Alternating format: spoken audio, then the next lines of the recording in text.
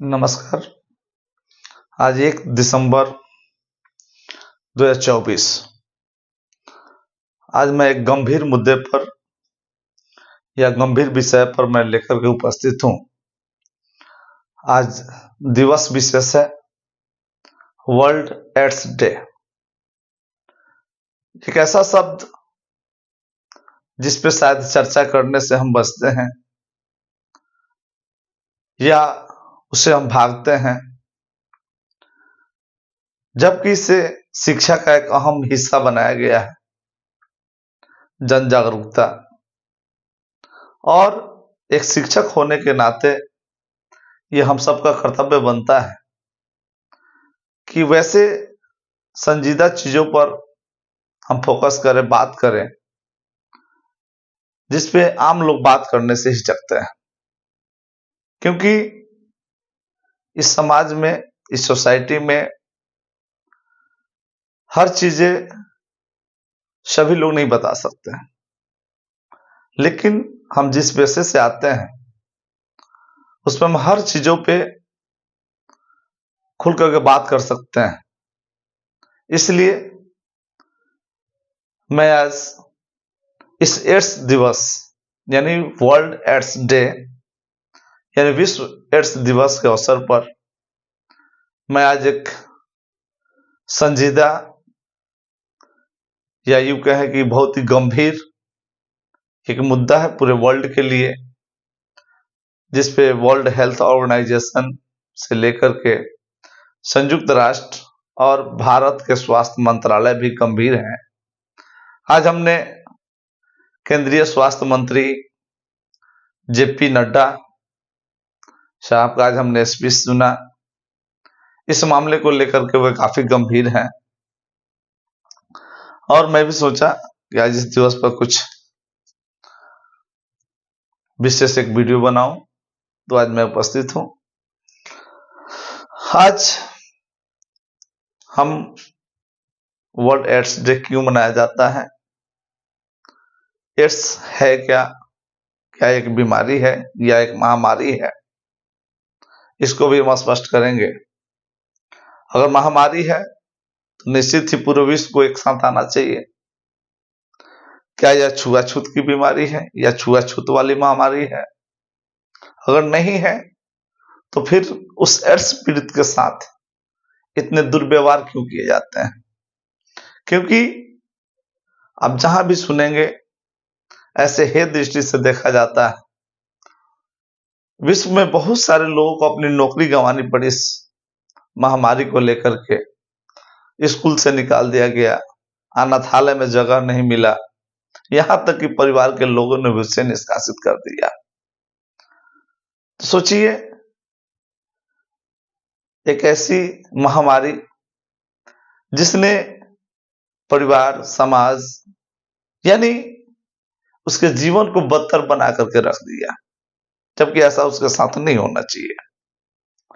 आइए हम थोड़े से विस्तृत इस पे चर्चा करते हैं। एड्स पहले जान लेते हैं, एड्स है क्या। एड्स एक संक्रामक बीमारी नहीं, एक उसको क्या कहते हैं, महामारी, यानी ऐसी बीमारी जिसका इलाज संभव नहीं हो, वो महामारी का रूप ले लेता है। तो acquired immuno deficiency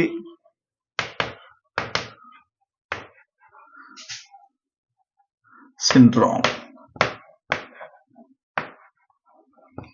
acquired immuno deficiency syndrome AIDS, यानी पूरा मिलकर के बनता है एड्स। और एक एड्स जो बीमारी है वह विषाणु जनित है, यानी वायरस से फैलता है, और जिस वायरस से फैलता है उसको HIV बोलते हैं। यानी जब कोई भी मानव जाति जब पॉजिटिव हो जाता है तो उसको एड्स की श्रेणी में रखा जाता है। HIV क्या है? तो ह्यूमन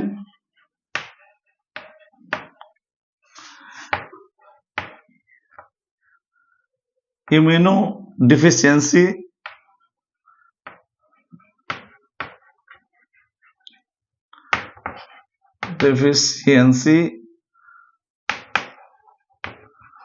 वायरस, यानी इसका पूरा नाम है, इस वायरस का पूरा नाम है। यह विश्व में लगभग 80s के दशक में आया और उसके बाद से इसने कोहराम मचा दिया। आखिर एड्स दिवस मनाया क्यों जाता है? तो एड्स की रोकथाम की जागरूकता के लिए, इस महामारी की जागरूकता के लिए, इस महामारी के बारे में आप जाने, और जो लोग एड्स की वजह से अपनी जान गंवा चुके हैं उसके सम्मान में, उसके शोक मनाने के लिए 1 दिसंबर का दिन निर्धारित किया गया है कि कम से कम उसको भी आत्मा को शांति मिले। और इसकी शुरुआत 1988 से हुई। 1988 ईस्वी से इसकी शुरुआत हुई और शुरुआत करने वाले थे WHO, यानी वर्ल्ड हेल्थ ऑर्गेनाइजेशन। उनके द्वारा इसकी शुरुआत की गई थी, वर्ल्ड हेल्थ ऑर्गेनाइजेशन के द्वारा। एक विश्व स्तरीय संगठन है, यानी विश्व स्वास्थ्य संगठन है, इसके द्वारा इसकी शुरुआत की गई। और जो पॉजिटिव है इसके, उसके लिए एक लोगो दिया गया। वह लोगो था रेड रिबन।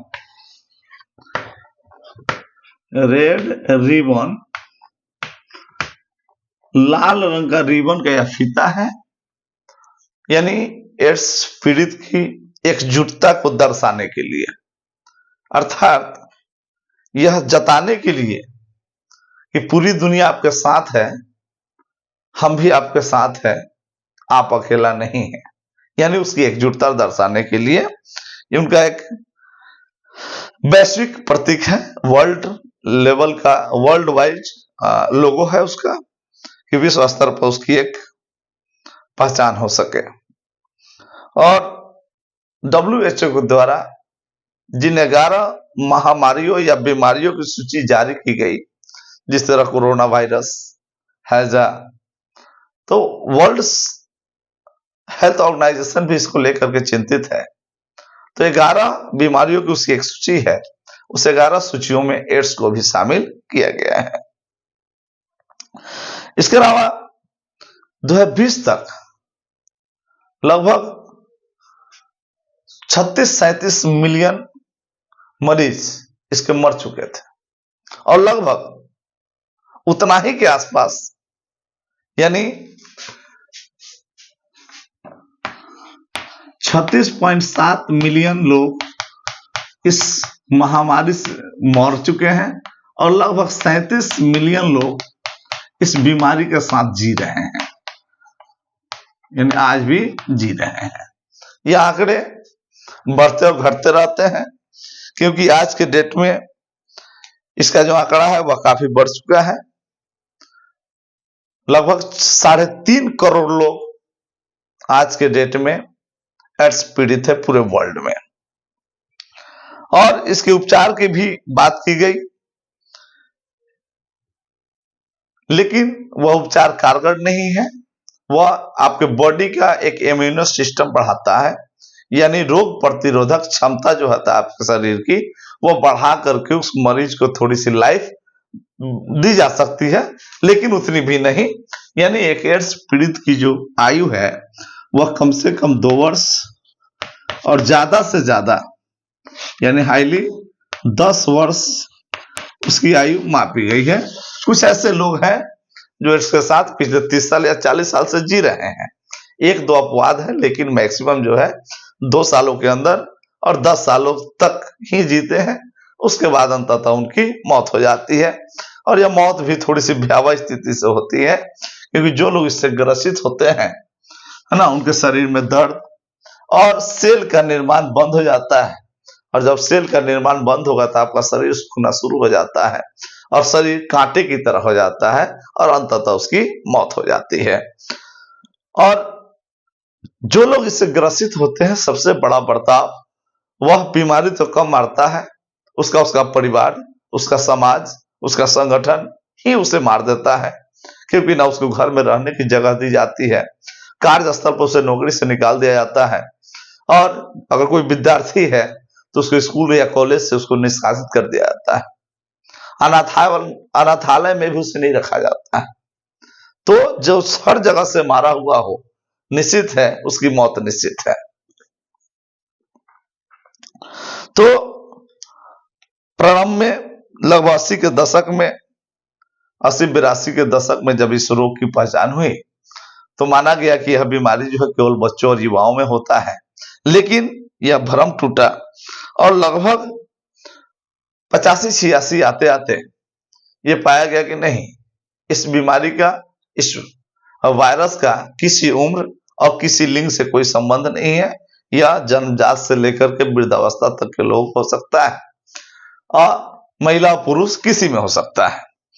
और 1996 में HIV एड्स पर संयुक्त राष्ट्र, यूनाइटेड नेशन ऑर्गेनाइजेशन ने खुद संज्ञान लिया और उसके प्रचार प्रसार, रोकथाम, उसके इलाज पर पहल खुद करना शुरू कर दिया था। और यहां तक कि उसने एड्स को शिक्षा के रूप में शामिल किया कि शिक्षण संस्थानों में एड्स के बारे में खुल करके चर्चा हो, ताकि लोग उससे सतर्क रहे और आगे यह बीमारी नहीं फैले। लेकिन हम ऐसा करते नहीं हैं। और इसका इलाज जो है, एक अमेरिकी टेक्नोलॉजी ने दावा किया है कि हम जीन थेरेपी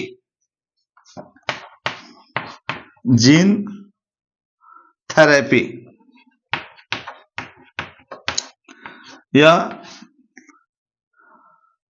जीन टेक्नोलॉजी, या अमेरिका की एक टेक्नोलॉजी है, उसने दावा किया है कि जीन थेरेपी से एड्स का इलाज संभव है और पूर्णतः ठीक हो सकता है, यानी कंप्लीटली ठीक होने का यह दावा करता है। और इसको अभी तक पेटेंट नहीं मिला है, यानी पूर्ण इसको आजादी नहीं मिली है कि यह ट्रीटमेंट कर सकता है। और 1984 में, यानी फर्स्ट टाइम 1984 ईस्वी में रॉबर्ट गैले ने, एक रूसी डॉक्टर थे, फ्रांसीसी डॉक्टर रॉबर्ट गैले, उन्होंने इस बीमारी की पहचान 1984 ईस्वी में फर्स्ट टाइम की थी, और उसी समय उसका नामकरण भी हुआ था, यानी पहली पहचान 1984 ईस्वी में हुआ था रॉबर्ट गैले के द्वारा। और उसके बाद में इसकी संख्या बढ़ती चली गई। तो भारत के परिप्रेक्ष्य में अगर देखें तो भारत में सबसे पहला मरीज जो है तमिलनाडु में पाया गया था 1986 ईस्वी में, और आज के डेट में पूरे भारत में देखें तो तमिलनाडु के बाद ही हर जगह फैला है। और 19 तक लगभग 25 लाख, यानी 2020 की अगर हम बात करें, 2020 की बात करें, तो लगभग 25 लाख एड्स के मरीज भारत में है,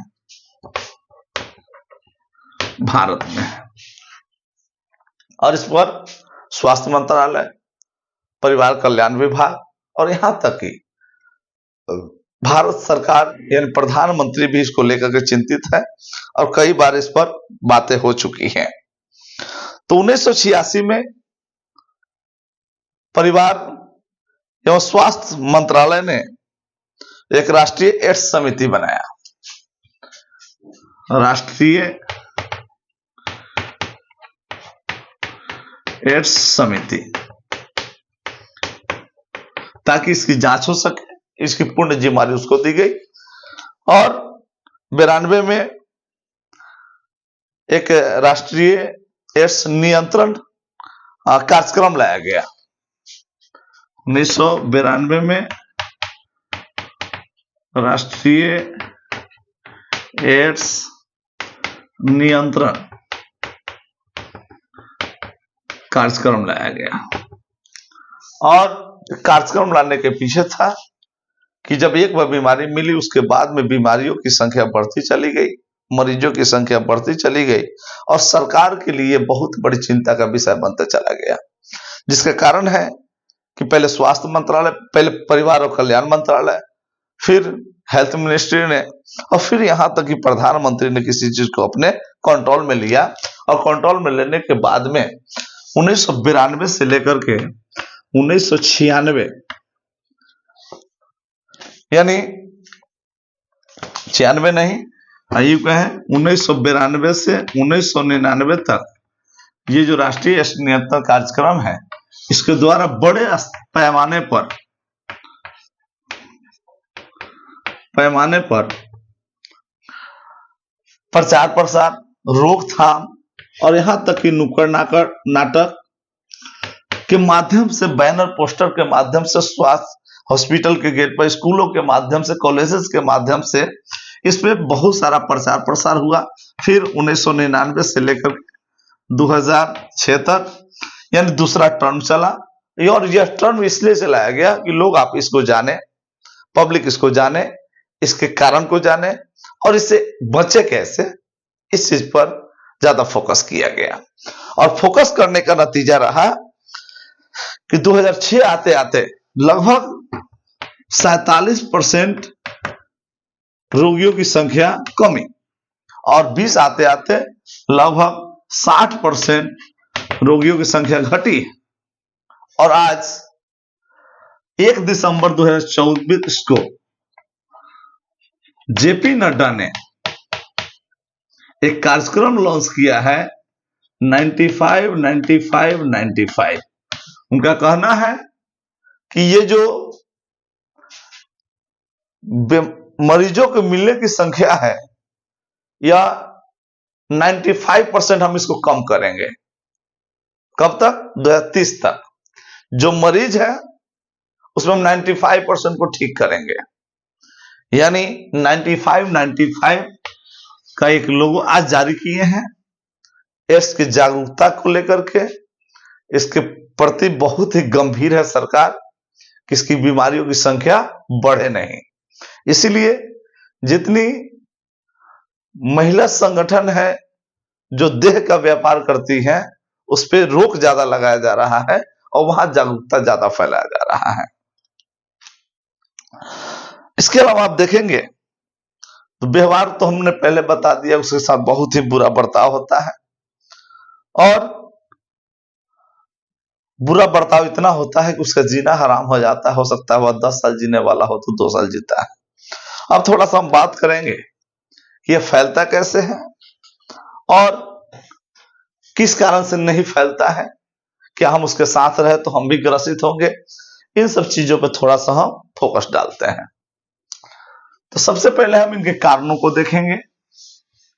सबसे पहले कारण देखने से पहले हम ये देखेंगे कि इसकी शुरुआत कहां से हुई।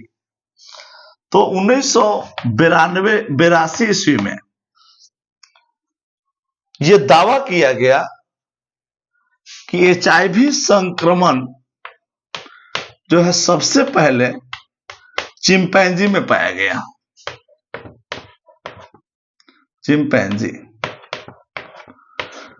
चिंपैंजी एक जानवर है और यह स्तनपायु जानवर है और यहीं से मनुष्य में इसका प्रवेश हुआ, यानी यह दावा है।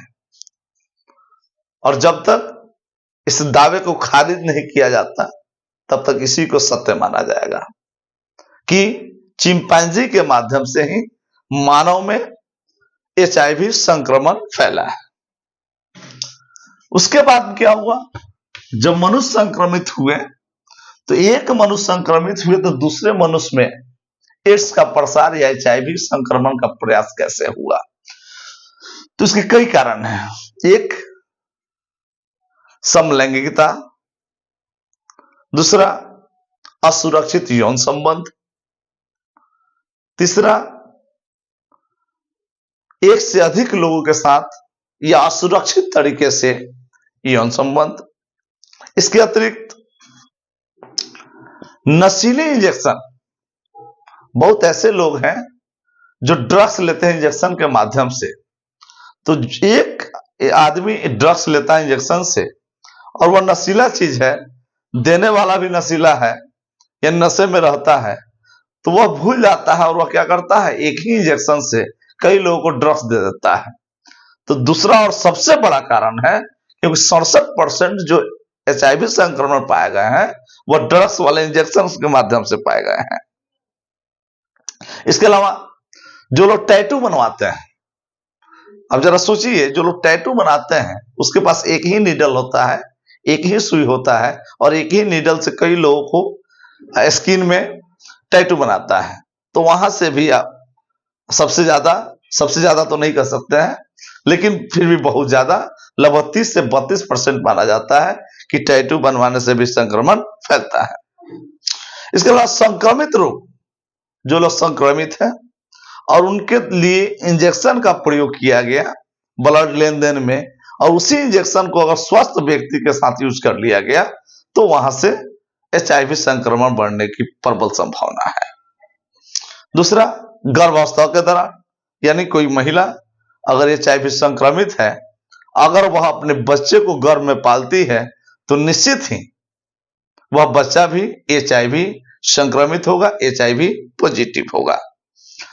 और कारण है, अगर कोई महिला संक्रमित है और वह किसी बच्चे को अगर स्तनपान कराती है, यानी बच्चे को दूध पिलाती है, तो उससे भी HIV संक्रमण होने की प्रबल संभावना है। तो ये सभी कारण हैं। एक बार और बता देता हूं, समलैंगिकता, संक्रमित यौन संबंध, असुरक्षित यौन संबंध, नशीली इंजेक्शन वाले सुई, संक्रमित लोगों के लिए प्रयोग किया गया इंजेक्शन, स्तनपान, गर्भावस्था इत्यादि के माध्यम से HIV संक्रमण फैलता है। किस चीज से संक्रमण नहीं फैलता है? क्योंकि समाज में अफवाह है कि जिस गांव में रहेगा उस गांव में HIV संक्रमण फैल जाएंगे। ये गलत बात है। जूठा पानी पीने, साथ भोजन करने, लिप लॉक, चुंबन इत्यादि से संक्रमण नहीं फैलता है। उसके सांस छोड़ने से संक्रमण नहीं फैलता है। यानी HIV वायरस जो है वायु जनित रोग नहीं है, इसलिए किसी के सांस छोड़ने या सांस किसी के ग्रहण कर लेने मात्र से कोई व्यक्ति संक्रमित नहीं हो सकता है। पानी पीने, लार, मुंह में जो लार होते हैं, जूठा चीज उसी को बोलते हैं। कोई आदमी पानी पीता है तो उसका लार उस पानी में चला जाता है, तो हो सकता है उससे इंफेक्शन हो जाए, लेकिन नहीं, लार में HIV नहीं पाए जाते हैं, यानी लार में वह जीवित ही नहीं रह सकता है। क्योंकि HIV के जो वायरस है वो आपके नर्वस सिस्टम और इम्यूनिटी सिस्टम पर ज्यादा अटैक करते हैं और आपके शरीर की जो रोग प्रतिरोधक क्षमता है उसको नष्ट करते हैं, उसको कमजोर कर देते हैं। और उसका कारण होता है कि आप किसी तरह के एंटीबॉडीज लेते हैं, वह उसका असर नहीं होने देता है और सेल का निर्माण रुक जाता है और शरीर कंकाल होना प्रारंभ हो जाता है। तो अभी तक हम ये जाने कि एड्स दिवस क्यों मनाया जाता है, इसका प्रचार प्रसार क्यों होना चाहिए, कैसे फैलता है और किस चीज से नहीं फैलता है, और उसके साथ जो दुर्व्यवहार किए जाते हैं वह पूर्ण रूप से अनैतिक और असामाजिक है। क्योंकि घटना कभी भी किसी के साथ हो सकती है और रोग कभी भी हावी हो सकता है। इसलिए जो ग्रसित है उसके साथ अच्छा व्यवहार करें, उसके साथ दुर्व्यवहार नहीं करें और भागे नहीं, लड़ें, प्रचारित करें, लोगों को समझाएं।